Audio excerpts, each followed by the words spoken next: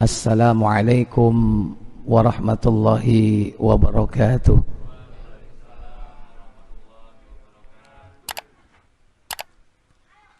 Innal hamdalillah nahmaduhu wa nasta'inuhu wa nastaghfiruh wa na'udzu billahi min sururi anfusina wa min sayyiati a'malina. Man yahdihillahu fala mudhillalah wa man yudlil fala hadiyalah. Wa asyhadu an la ilaha illallah wahdahu la syarikalah wa asyhadu anna Muhammadan abduhu wa rasuluhu la nabiyya ba'da.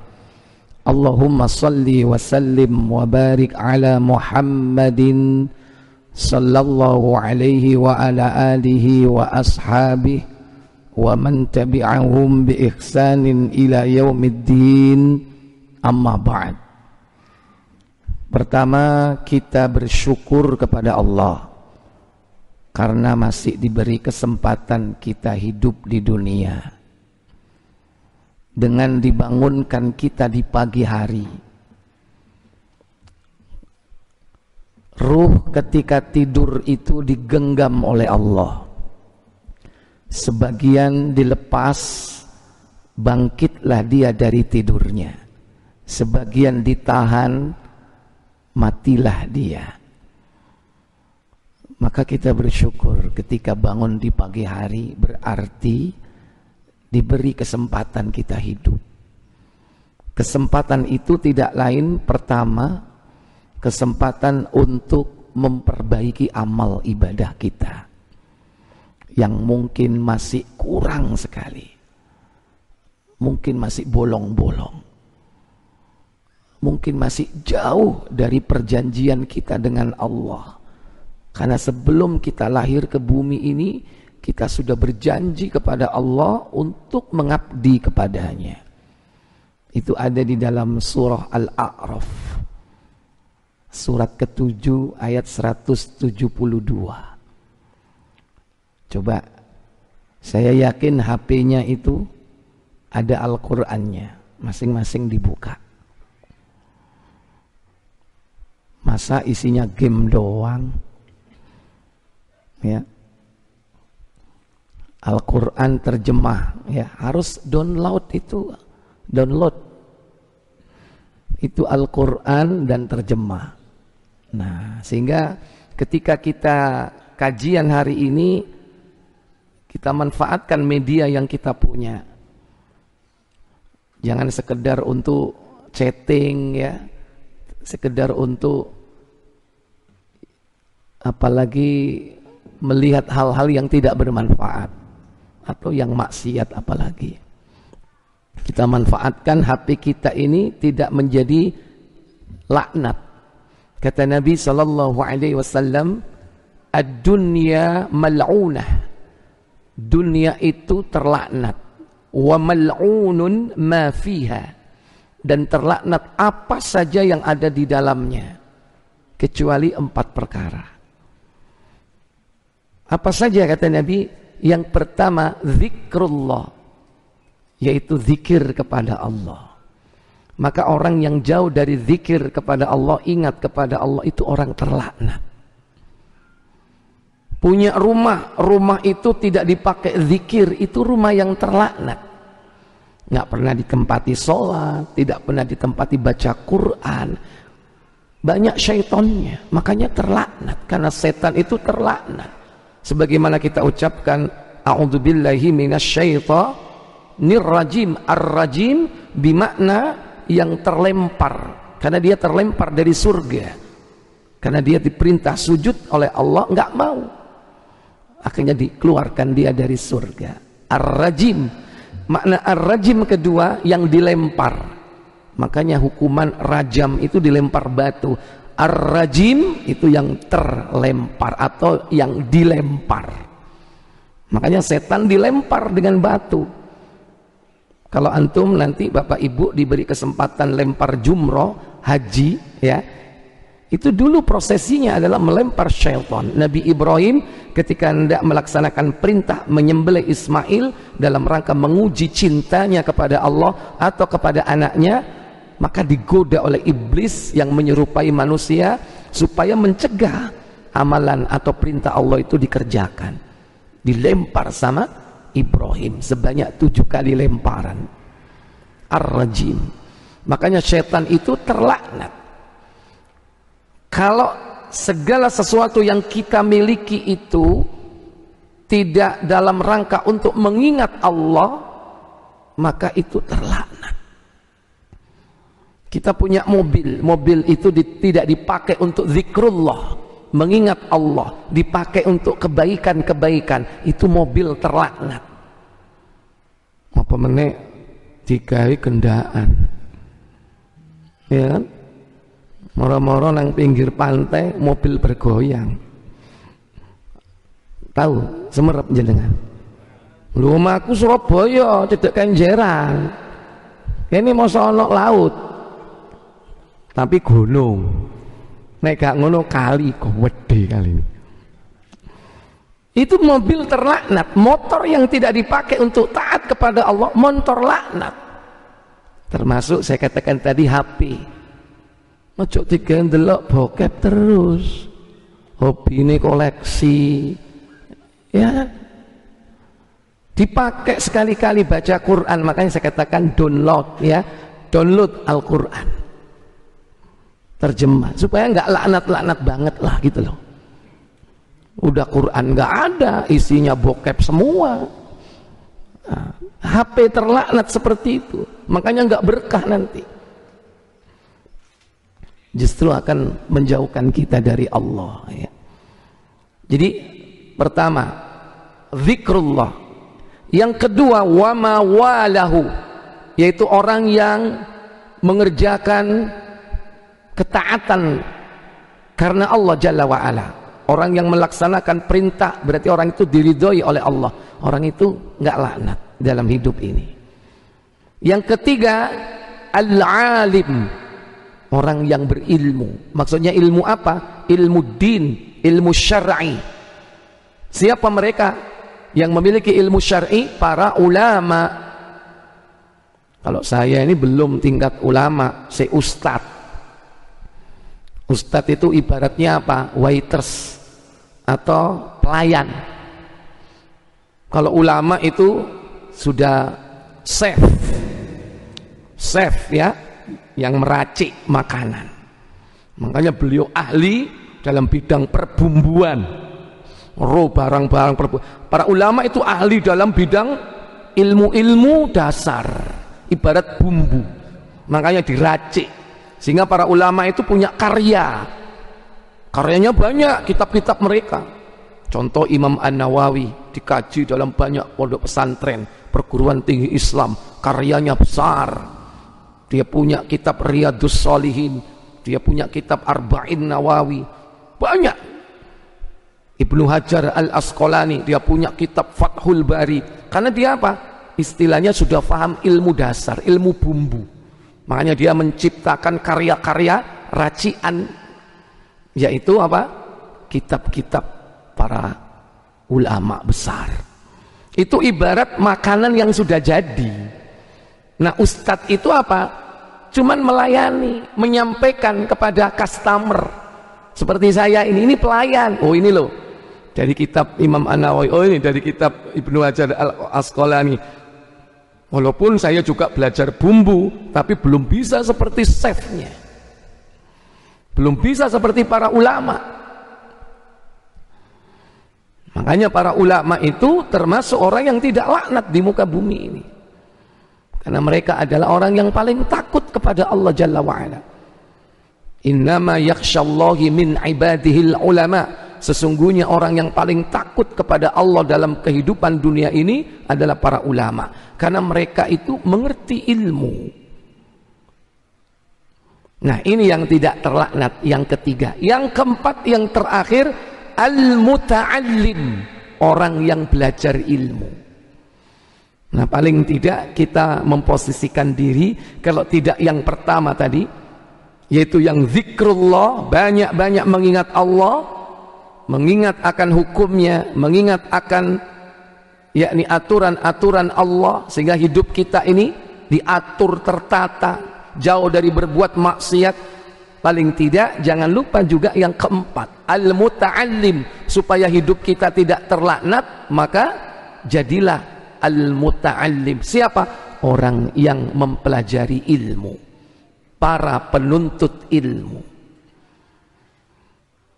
Coro gampangane nek Sidoarjo apa? Dadi santri. Maksudnya tidak harus mondok menjadi santri di pesantren, bukan. Setiap kita ini yakni orang yang menuntut ilmu. Ada yang formal, ada yang non formal, ada yang informal. Di tengah kesibukan kita bekerja mencari nafkah, jangan lupa menuntut ilmu. Karena menuntut ilmu itu tiap hari.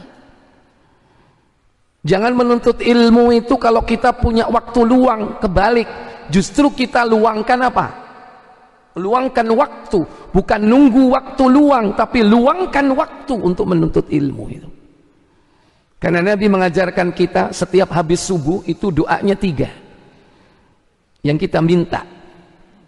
Allahumma inni as'aluka ilman nafi'ah wa rizqan thayyibah wa amalan mutaqabbala. Doa ini dianjurkan oleh Nabi dibaca setiap sholat subuh. Maksudnya sesudah sholat. Yang kita minta 3. Allahumma, wahai Allah, inni, sesungguhnya aku, as'aluka, minta kepadamu, ilman nafi'ah, ilmu yang bermanfaat. Yang kedua, wa rizqan thayyibah, rizki yang thayyib, yang baik. Yang ketiga, wa amalan mutaqabbala, dan amal yang diterima oleh Allah. Disapal kabeh. Halo. Sopo sing wis hafal ngacung? Pak, ada doorpress-nya Pak ya. Yang hafal tak suruh baca doorpress Pak ya. Iya, ya, ayo silakan. Siapa yang hafal tadi doa yang saya baca? Silakan. Allahumma inni as'aluka. Coba diulangi.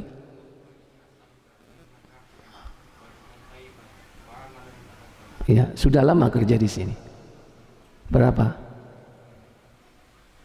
Berapa hari? Berapa bulan? Belum sampai 1 minggu. Barakallahu fik. Betul, ya. Dapat doorpress Pak. Terserah nanti doorpressnya apa, ya.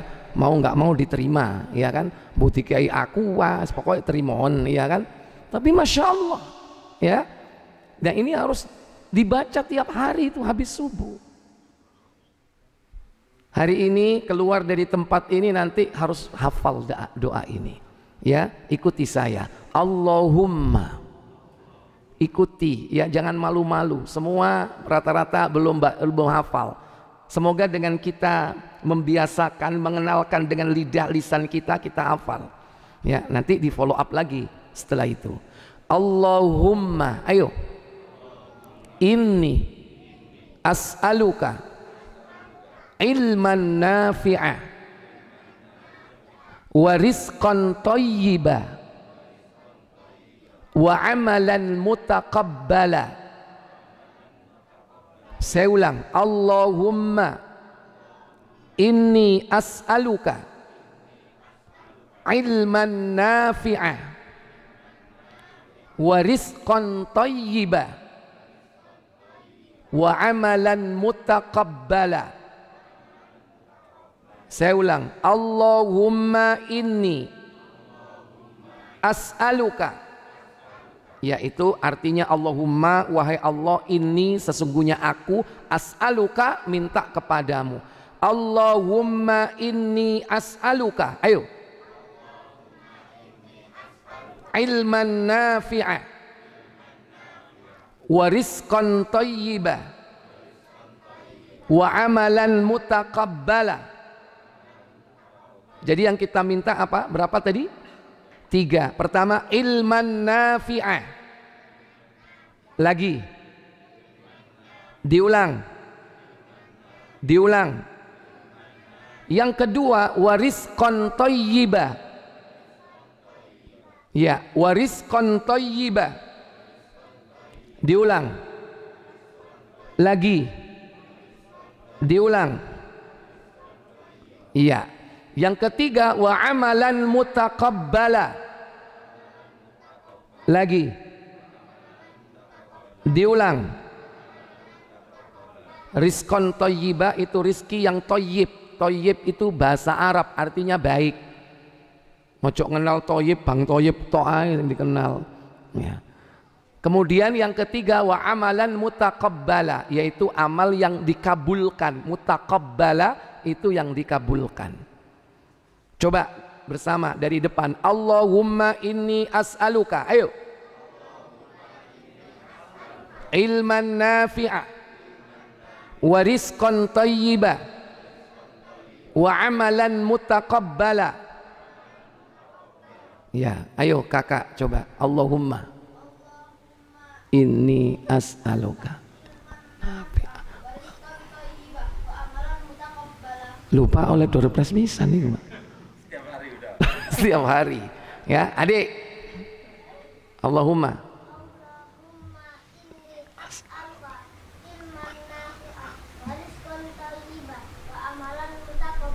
lu ya apa?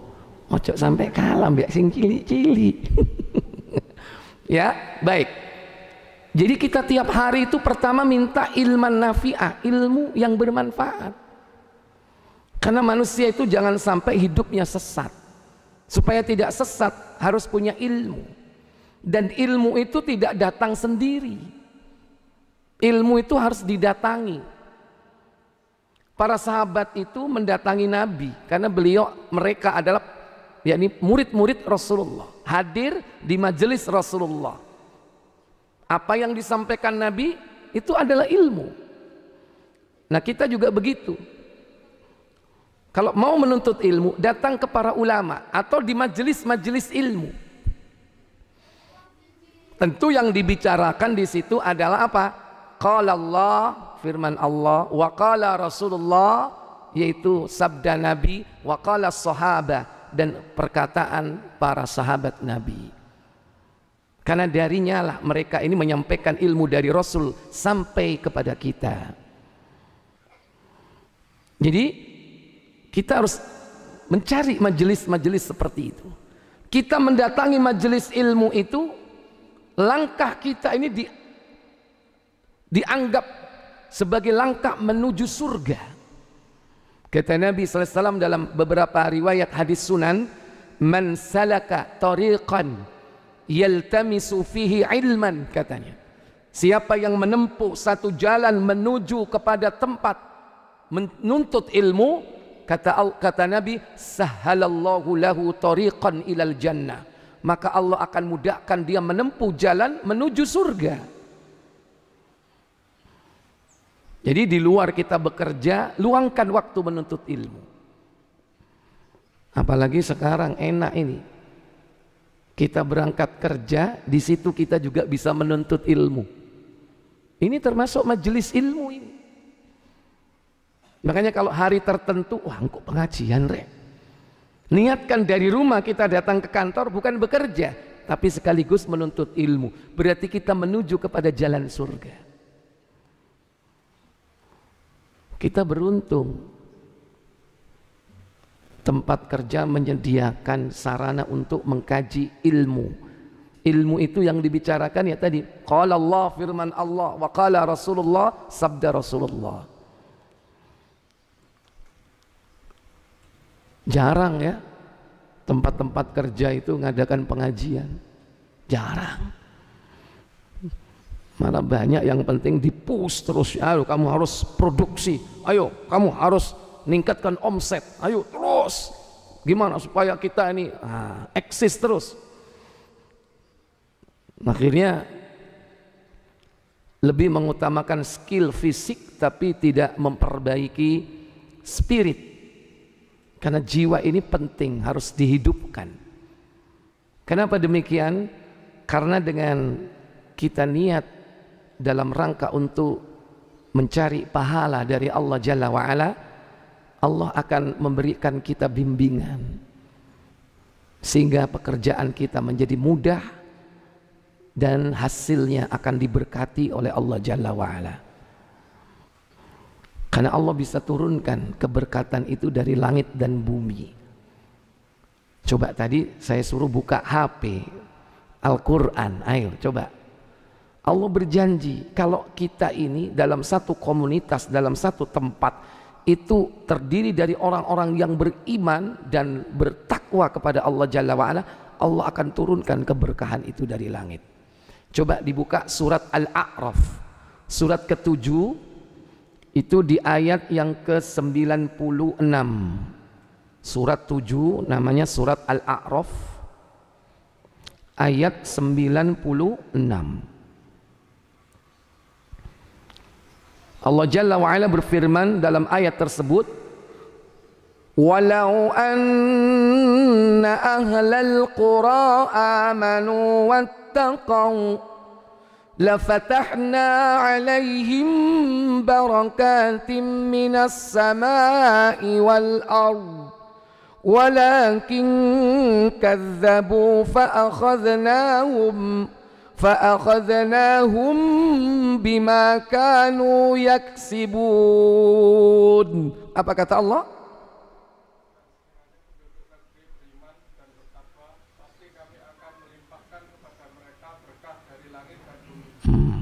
Tetapi ternyata mereka mendustakan ayat-ayat kami, maka kami siksa mereka sesuai dengan apa yang telah mereka kerjakan. Walau anna, dan sekiranya ahlal qura, penduduk suatu negeri, itu skup yang luas, skup yang kecil ya, bisa jadi itu satu desa atau bisa jadi satu komunitas, atau yang terkecil lagi al-usrah, yaitu keluarga. Kalau mereka semua yang ada di dalamnya terdiri dari orang-orang yang amanu, beriman, wattaqau, dan bertakwa, la fatahna alaihim barakatim minas sama, Allah turunkan berkah itu dari langit, wal ardi, dikeluarkan dari bumi. Apa makna berkah itu? Kata para ulama, al barakatu az-ziyadatu fi syai'. Berkah itu adalah tambahan terhadap sesuatu. Tambahan di sini ada yang sifatnya quantity, ada yang quality. Ada yang bersifat jumlah, ada yang bersifat kualitas. Kadang kuantitinya tidak bertambah, gaji yo pancet sakmono, tapi kualitasnya bertambah. Duwe iki tetap gajine 2 juta, tapi berkah. Loh, gimana maksudnya berkah? Katanya berkah itu bertambah, bisa bertambah jumlah, bisa bertambah kualitas. Contoh bertambah kualitas apa? Bayarannya 2 juta, dilebokno dompet gak kalong. Kenapa? Mangan dikai tonggo, kelambi oleh hadiah, mobil diselangi. Keluar nggak duitnya? Nggak keluar. Itu contoh. Kadang rizki yang nggak berkah sebaliknya. Apa? Omsetnya gede, dapatnya gede, tapi pengeluarannya juga banyak. Dan pengeluaran itu banyak sia-sia, tidak manfaat. Kadang beli sesuatu, sepatu medak, nganggur, nggak manfaat. Kadang apa? Kadang duitnya banyak, tapi apa? Anaknya kena narkoba, habisin duit nggak itu? Tahu-tahu keluarganya kecelakaan, opname, gak mari-mari. Itu contoh. Sehingga apa? Minus, tekor. Jadi keberkahan hidup itu yang kita cari dalam kehidupan dunia ini, manakala 2 syarat itu dipenuhi, amanu, beriman, wattaqau, dan bertakwa. Nah, bekal dari keimanan itu adalah ilmu. Nah, kita harus tiap hari itu mempelajari ilmu Allah. Sekarang gampang belajar ilmu itu, apalagi di era digital seperti ini. Kadang ngaji itu online, Apalagi kita dipaksa, ada PSBB, ada PPKM. Level berapa terakhir? Level 3 di sini ya? Ada yang sampai level 4. Sudah lewat sampai level 4. Iya. Sehingga apa? Belajarnya kadang online, Pak. Anak-anak kita juga begitu. Daring, ada luring. Ngaji sekarang begitu. Walaupun itu sebetulnya tidak ideal ya. Yang ideal orang mempelajari ilmu ya seperti ini. Kenapa? Majelis-majelis ilmu itu majelis yang dihadiri oleh para malaikat. Malaikat itu di atas kita membentangkan sayapnya dan mendoakan orang-orang yang ada di tempat itu. Fulan bin Fulan hadir, Fulan bin Fulan hadir. Dimintakan ampun, ya Allah ampuni Fulan bin Fulan. Wahai Allah ampuni Fulan bin Fulan. Dia datang ke tempat itu mempelajari ilmumu, ayat-ayatmu, mengkaji Al-Quranmu, mengkaji sunnah Rasulmu. Malaikat itu paling senang dengan majelis ilmu. Cuman kita nggak tahu, Pak. Neru yo semburat kabeh. Ono makhluk nang dukur, ono suwiwine gede. Ini rahasianya. Makanya kita rindu ya majelis-majelis ilmu yang offline itu. Walaupun sekarang beberapa tahun, 2 tahun lah kita sudah dijauhkan dari majelis ilmu seperti itu. Karena keberkahan dan keutamaan majelis ilmu itu kalau sistem online itu berkurang. Gimana malaikat mau hadir kalau kita ngaji online sing ngrungokno klesetan ambek nyemil? Ya tentu itu mengurangi keberkahan dari majelis ilmu itu. Kadang di hadapan Zoom berjilbab tapi ngisore kayak celonoan ya, bisa jadi keberkahan ilmunya berkurang. Atau kadang disambi dengan pekerjaan-pekerjaan yang lain. Ngaji online tapi kameranya dimatiin, Pak, suaranya dimatiin, ya kan? Embo ditinggal apa? Kurang keberkahannya. Kalau majelis yang offline seperti ini betul-betul real, keutamaannya luar biasa. Dan kita mendatangi majelis seperti ini selama kita belajar tentang ilmu Allah, maka kita berada di yakni raudatul jannah, taman-taman surga. Majelis-majelis ilmu itu adalah raudatul jannah, taman-taman surga.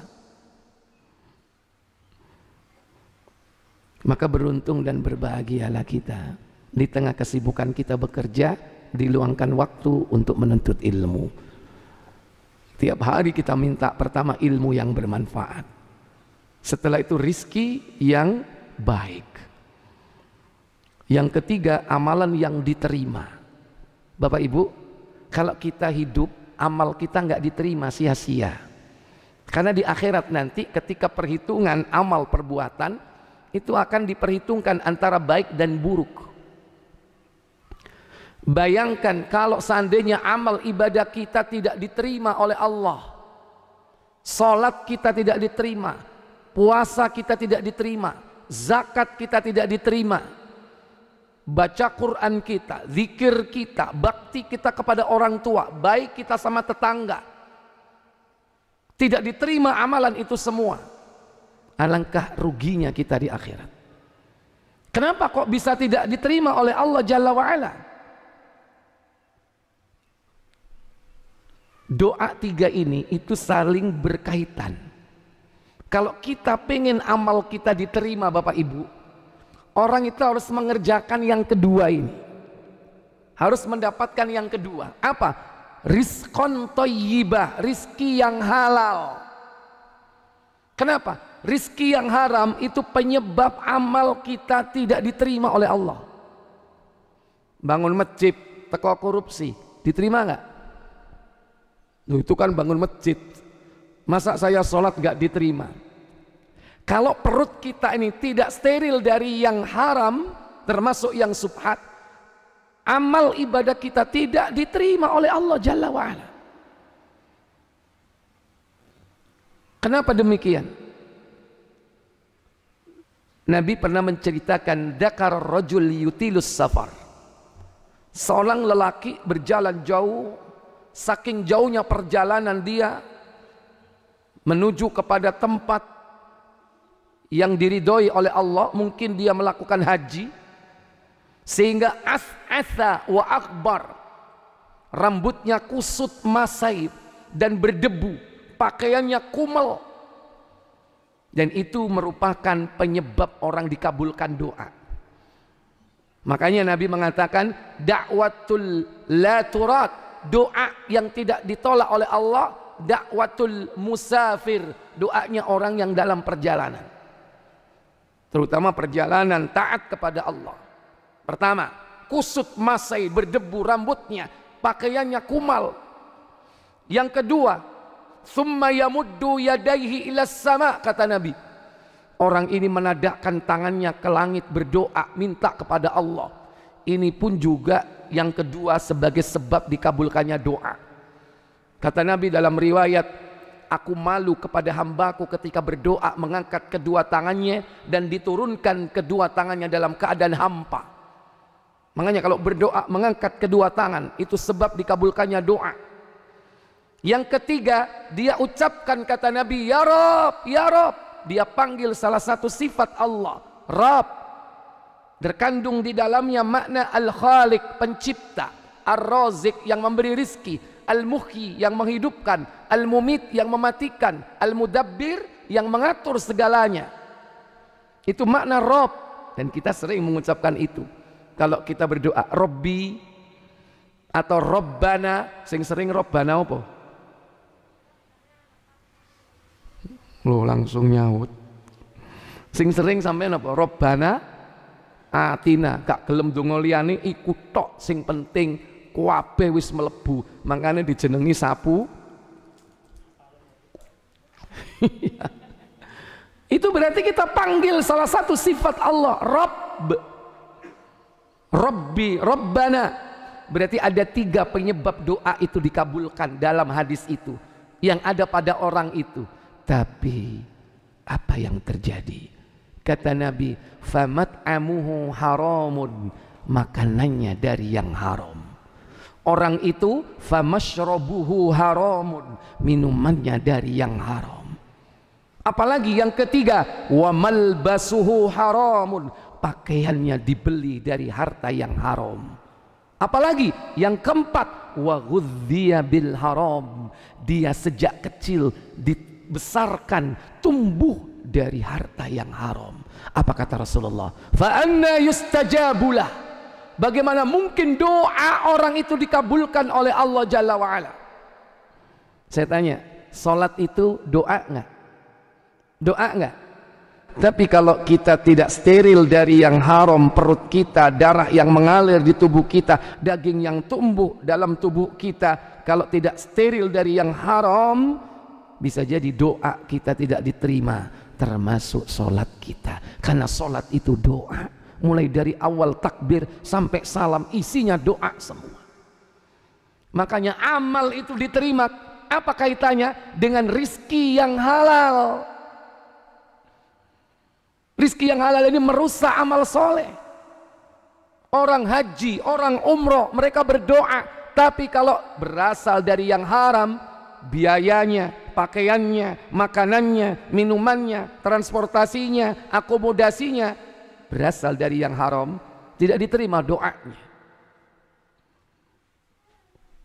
Sekalipun hajinya sah. Sah itu kaitannya dengan syarat rukun. Tapi diterima amalnya atau tidak, itu banyak faktor-faktornya. Di antara faktornya yaitu apa? Makanan, minuman yang haram merupakan penyebab tidak diterimanya amal ibadah kita.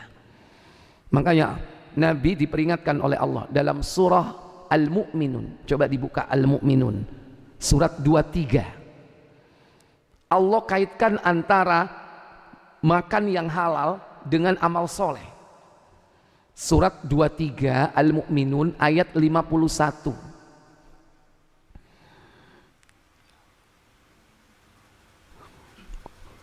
Kata Allah, ya ayyuhar rusul Kulu min thayyibati wa'malu salihah. Saya potong di situ karena sudah sampai poinnya. Apa kata Allah Jalla wa'ala? Wahai para rasul, kulu min thayyibat, makanlah makanan yang baik, yang halal, dan kerjakanlah amal saleh. Wa'malu salihah, berarti antara amal soleh berkaitan dengan makanan. Makanya kadang nek wis banyak kemasukan barang haram, iku ngibadah iku angel, abot, karena berkaitan banget. Nah, baik. Bagaimana kok kita bisa mengetahui ini halal, ini haram, ini thayyib, ini khabith? Dari mana caranya? Yaitu doa yang pertama yang kita minta. Apa? Ilmu. Orang itu bisa mengetahui, oh ini halal, ini haram, ini hak, ini batil, itu dari ilmu. Makanya diawali yang kita minta ilmu dulu. Dengan ilmu kita akan tahu mana halal, mana haram. Dengan halal dan haram yang kita sudah ketahui, steril tubuh kita, jiwa kita, hidup kita, maka amal kita akan diterima oleh Allah. Nah, yang kita ucapkan dalam doa itu Bapak Ibu, itu bukan sekedar permintaan, tapi itu ikrar kita kepada Allah bahwa setiap hari saya harus menuntut ilmu, bahwa dalam kehidupan sehari-hari saya harus mencari yang halal, dalam kehidupan sehari-hari bahwa saya harus ibadah dan ibadah saya harus diterima, kalau tidak kita rugi di akhirat. 3 itu ya. Allahumma inni as'aluka, ayo bersama, ilman nafi'a wa rizqan thayyiba wa amalan mutaqabbala. Baik, siapa yang nyusul nyoba baca silakan.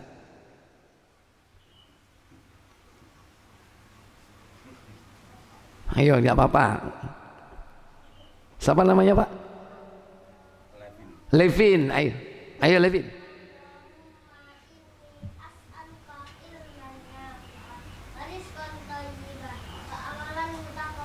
Baik, bagus.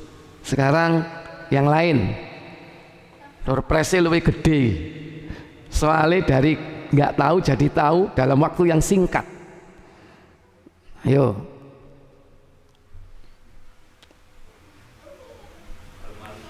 Ya? Iya, no arek telu nang ndukur ya apa sih?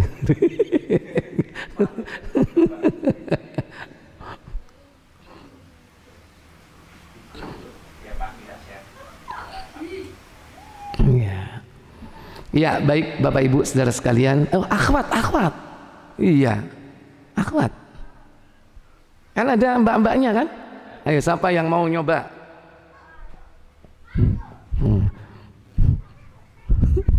Dipanas-panasi kon. Ada? Nggak ada.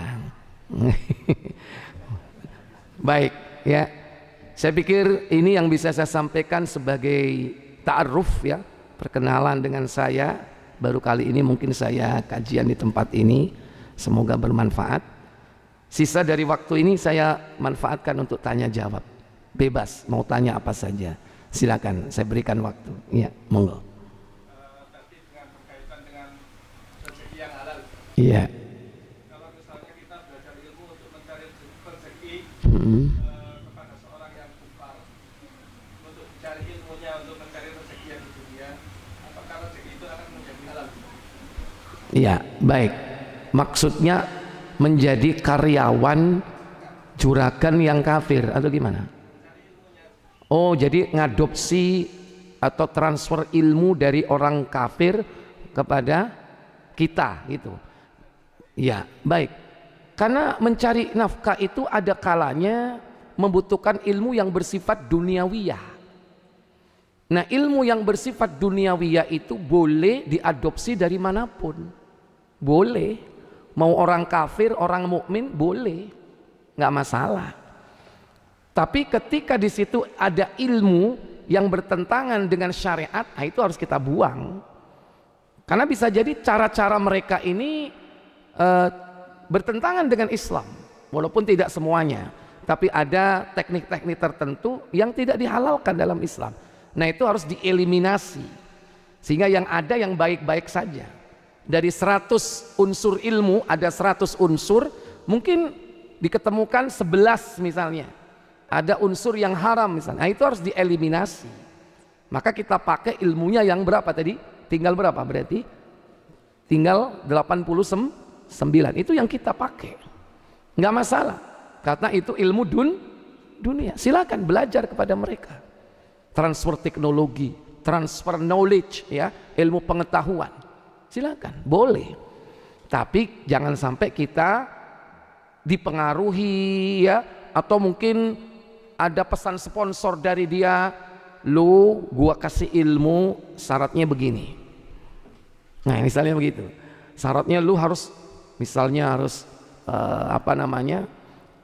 melakukan perbuatan-perbuatan yang menjurus ke maksiat misalnya. Lu harus hadir, datang ke majelis aku, majelis gua. Nih, misalnya begitu. Nah, di situ dihadirkan apa? Homer. Datang apa tidak? Nggak boleh datang. Kalau ada apa? Majelis di situ ada khamr dihidangkan, maka kata Nabi, kata kaidah, asyariku fi syarri syarrun, bersekutu dengan kejahatan maka hukumnya jahat. Kalau di situ ada majelis dihidangkan minuman keras, barang yang haram, kita ada di tempat itu, kita sama dengan mereka. Maka kita harus pergi dari tempat itu. Atau khamrnya ditiadakan. Nah, kalau ada syarat seperti itu dari orang kafir, kita nggak mau. Istilahnya kamu kai ilmu gak paten. Kenapa? Jangan sampai kita menjual apa? Iman kita dengan urusan dunia. Yang sebetulnya urusan dunia itu bisa dicari, apalagi di zaman sekarang. Mudah sekali. Ya, wallahu a'lam. Baik, yang lain.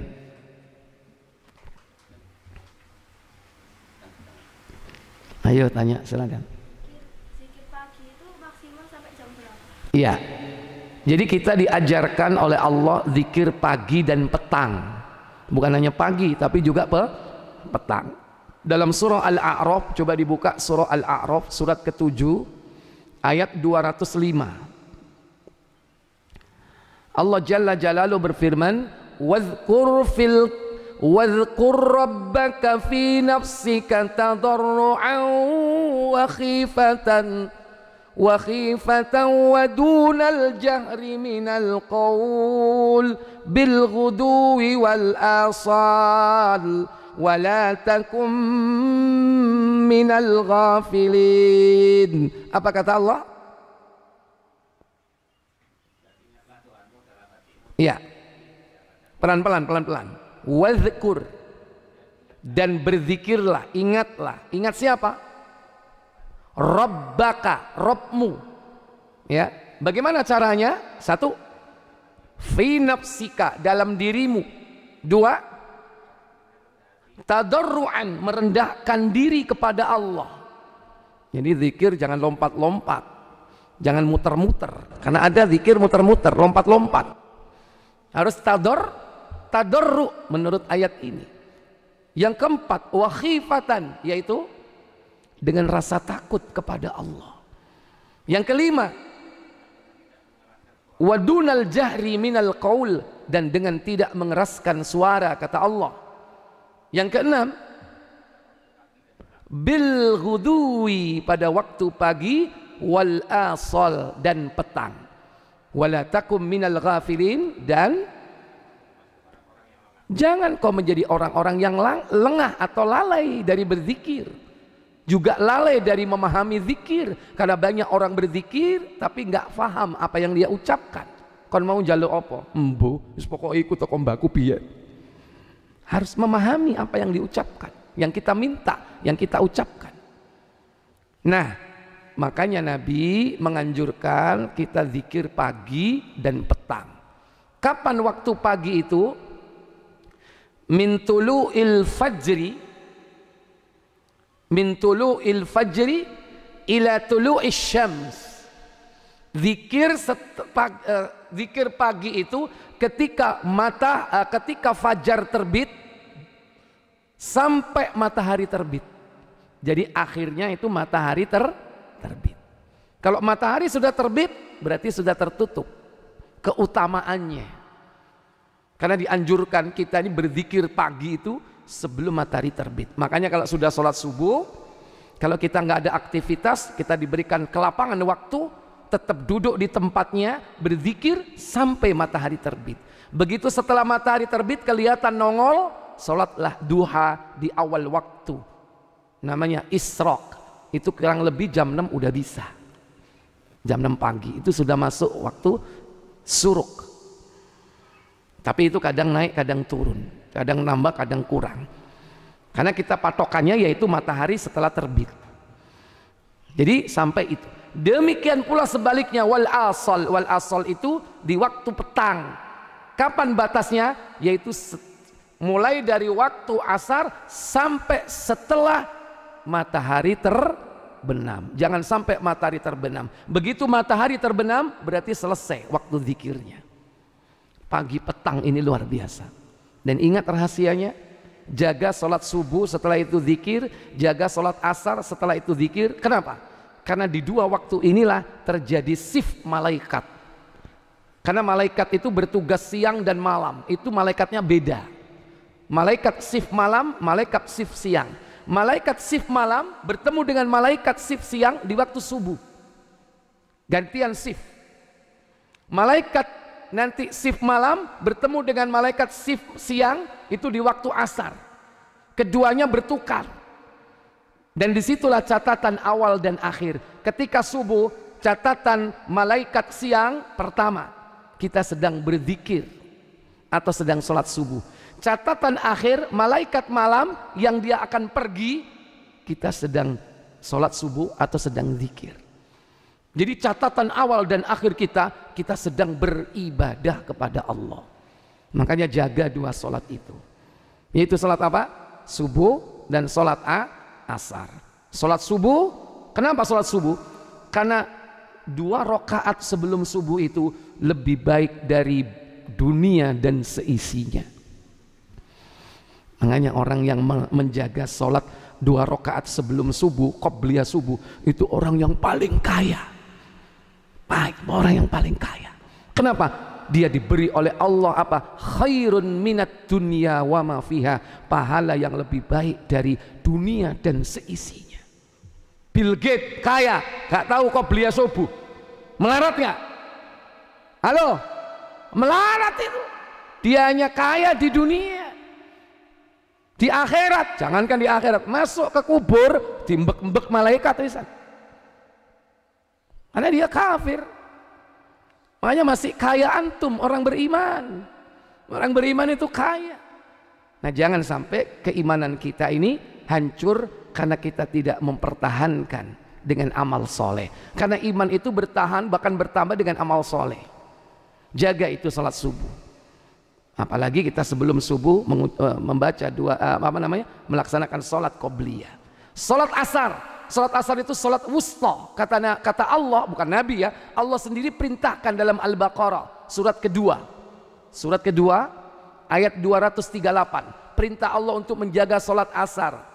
Hafizu 'alas salawati was salatil wusta wa qumu lillahi qanitin. 238. 238. Dan peliharalah, itu awalnya, semua solat peliharalah, khususnya solat wusta. Iya, wa qumu lillah, dan berdirilah menghadap Allah qanitin dengan khusyuk. Nah, solat wusta dijelaskan oleh para mufassir yaitu apa? Solat asar. Soalnya akeh wong iku gagal tiba, itu solat asar. Kenapa? Alasannya banyak. Pegel kok dhisik. Sehingga doa wis engko ae nek wis teko omah. Atus-atus sing resik salat bareng teko maghrib kurang 5 menit. Hati-hati. Yang di kantor juga begitu, tanggung nih, ntar dulu. Loh, 5:30 nggak terasa. Mereka yang pulang dari kerja, wah macet di jalan, pikirnya sholat asar di rumah, sampai rumah maghrib. Hati-hati sholat asar, banyak orang jatuh di sana. Umar ibnul Khattab radhiyallahu taala pernah beliau itu sampai bukan meninggalkan ya, menunda sholat asar. Gara-gara apa? Disibukkan dengan kebun yang dia miliki. Tahu-tahu loh, kok sudah lewat asar ini? Akhirnya apa? Sebagai kafaratnya dia menghukum dirinya karena dia apa? Menunda sholat asarnya. Dihukum dirinya apa? Gara-gara kebunnya tadi itu menjadi pusat perhatian dia sampai lalai, kebunnya disodakohkan. Nah nek sampean sholat asar tertunda gara-gara sepeda motor, wani enggak nyodakono sepeda motor? Umar hanya sekali itu menunda atau tertunda karena enggak tahu, enggak sengaja. Tahu-tahu lu kok bergeser sudah lewat sholatnya. Gara-gara dia sibuk di kebun, kebunnya disodakohkan. Kalau kita pengen meniru Umar, melarat kita. Tiap hari akeh sing di sodakono. Gara-gara HP nunda sholat. Sodako, nunda sholat gara-gara buju.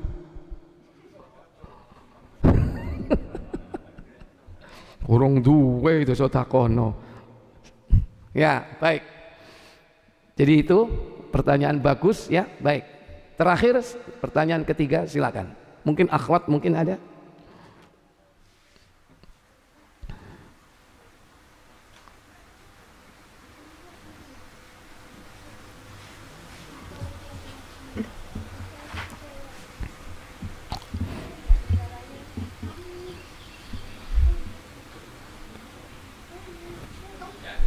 Tidak ada, baik. Semoga pertemuan kita pada pagi menjelang siang ini diberikan oleh Allah Jalla wa'ala keberkahan, difahamkan kita terhadap ilmu Allah Jalla wa'ala, diampuni dosa-dosa kita, diberikan kemudahan kepada kita untuk senantiasa istiqomah. Ya Allah, ampunilah dosa kami ya Allah, ampuni dosa kedua orang tua kami ya Allah, kasihani kedua orang tua kami ya Allah yang telah menyayangi kami sejak kecil ya Allah. Wahai Allah, jauhkan kami dari fitnah dunia ya Allah. Ya Allah, mudahkan aku dalam mencari ilmu dan mencari nafkah. Ya Allah, mudahkan aku untuk mencari yang halal ya Allah. Cukupkan dan jauhkan kami wahai Allah, yakni dari perkara-perkara yang subhat, apalagi yang haram ya Allah. Wahai Allah, mudahkan aku menjadi hamba-Mu yang senantiasa taat atas perintah-Mu, meninggalkan larangan-larangan-Mu ya Allah. Berilah keberkahan kepada aktivitas hidup kami ya Allah, aktivitas mencari nafkah, aktivitas untuk mendidik anak-anak kami, aktivitas dalam bermuamalah bersama saudara-saudara kami. Rabbana atina fid dunya hasanah wa fil akhirati hasanah wa qina adzabannar. Kita tutup dengan kafarat majlis. Subhanakallahumma wa bihamdik asyhadu an la ilaha illa anta astaghfiruka wa atubu ilaik. Wassalamu alaikum warahmatullahi wabarakatuh.